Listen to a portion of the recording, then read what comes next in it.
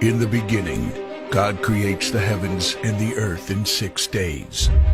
He makes Adam and Eve, who spend their days with God until they give in to temptation by eating from a forbidden tree. Sin enters the world, and things get so bad that God floods the earth and starts over with Noah and his family. Years later, God calls Abraham to follow him with the promise to make Abraham the father of a great nation.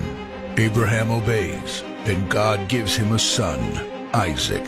Isaac's son Jacob has 12 sons. Joseph, Jacob's favorite, becomes second in command of Egypt.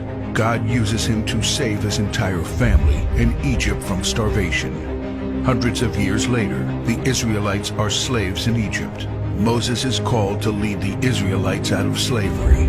Joshua takes over after Moses and leads the people into the promised land. After Joshua, God raises up judges, temporary military leaders like Deborah, Gideon, and Samson, who protect and fight for God's people. The people tire of this leadership, and they call for a king. God gives Israel King Saul, King David, and then King Solomon. But it's all downhill from here. The people rebel. The kingdom of Israel is divided, and everyone turns their back on God.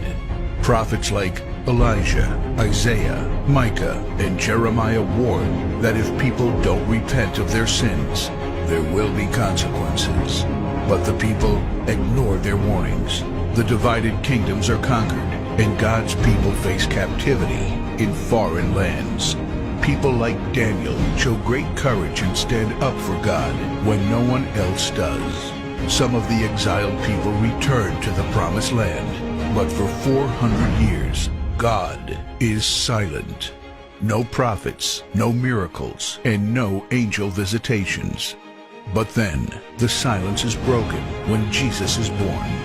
He lives a perfect life, teaches truth, and performs miracles, proving He is God.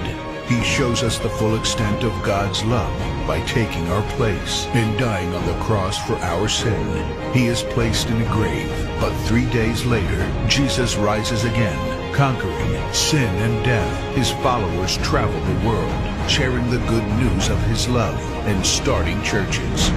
We now are part of this story, and we have the chance to change the world and share His love, because one day He will crack open the sky and He will return.